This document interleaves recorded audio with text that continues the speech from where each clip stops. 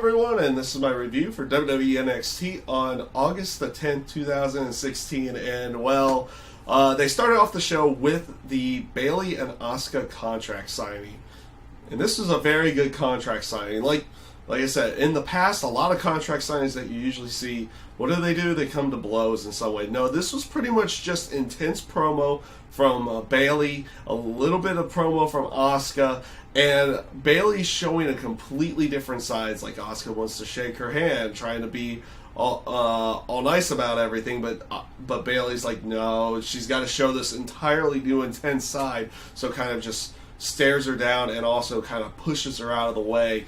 As they stare down at the end of the segment and promo. I found this to be fairly entertaining. Like I said, it shows a completely different side of Bayley in the terms of her showing a little bit more intensity, and Asuka kind of doing her normal shtick to go along with everything. And like I said, it was thoroughly enjoyable.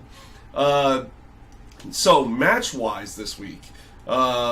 This was kind of like 2 out of the 4. This was kind of like the local guys matches for this week, especially tag team wise. You had the Authors of Pain going up against a couple local guys, which they won quick, and didn't really get much from Paul Ellering again. They haven't had him really talk about them yet, so we're not really learning anything new about the Authors of Pain outside the aspect of that they're dominant, they're powerful, and yeah, in that sense, they did do a really cool way of doing a double powerbomb where both of them had them up in powerbomb positions, charged at each other, hit them, then did the powerbombs. I thought it was pretty cool looking. Looked pretty devastating to go along with it. So that ended up working there.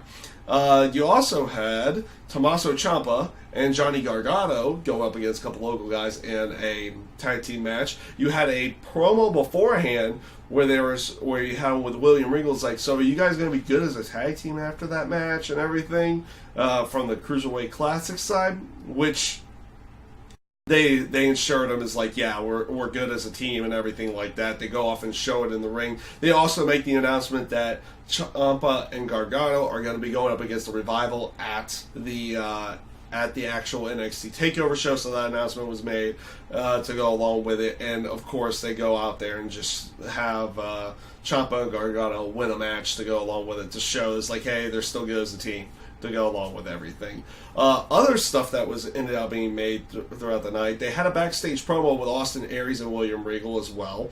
So this was a night of them also making takeover matches to go along with it, like the other ones that weren't the title matches. You had the one title match that was made, and you had the other 2 title matches that were already made, and then they had a couple more matches made to go along with it. You had the Austin Aries promo with William Regal, which eventually led to, Aries saying it's like, hey, I need to be on TakeOver in some way. Why? How is he not on TakeOver? And it's like, I've got the perfect opponent, and it was No Way Jose. So they're going to continue. Obviously, that's where it was leading to begin with. So that announcement was officially made. You also had a segment right before the show where Bobby Roode was coming out of William Regal's locker room. So this is like the one time that we've probably seen Regal the most on NXT in a long period of time. So it looked like he had some kind of deal done or something like that with William Regal. So a little bit later in the show, you had Andreas Cien Almas go up against Angelo Dawkins, which was a pretty decent match. With of course Almas going over. They're not giving up on him quite yet, though his gimmick is kind of out there and not necessarily all that good at the moment. It's not really winning over. We'll put it in that sense of everything. Hopefully it will a little bit more. Bobby Roode comes out afterward and announces that he's going to have a match with Almas at the NXT TakeOver show. So we have like 3 matches ended up being made throughout the entire night. So rather good in that sense. And then other matches that they had, you had Billie Kay go up against Liv Morgan. They're trying to put over Billie Kay a little bit more as potentially a new heel for NXT at this time. having her go over Liv Morgan at the moment. Not a bad match. It was alright. It wasn't great. It wasn't bad, but it was alright.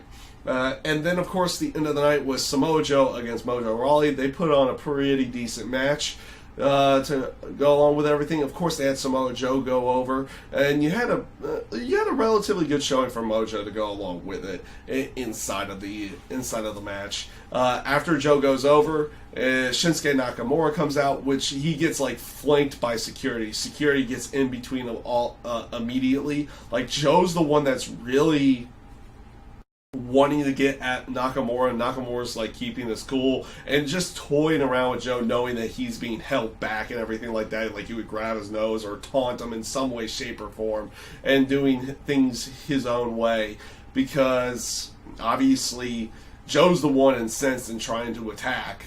So he's the one getting held back while Nakamura's just kind of like messing around the entire time. Not a bad way of going. It's like Nakamura trying to play some kind of mind games with Samoa Joe and trying to get him off his game going into the TakeOver match. So relatively good there to go along with everything. So overall this week, NXT, match-wise, it really meant nothing, but you got more announcements and decent promos leading into the TakeOver show. And like I said, you had 3 matches announced, with the Revival versus Ciampa and Gargano, Cena Almas going up against Bobby Roode, No Way Jose going up against Austin Aries to go along with it. So things looking pretty good going into the NXT TakeOver show. This week's NXT, like I said, match-wise was maybe lacking a little bit, but they made up for it in the terms of promos and everything on that sense, and announcing stuff that they needed to announce going into the TakeOver. So that is my review this week for WWE NXT. I thank you guys for watching, and I hope you have a great day.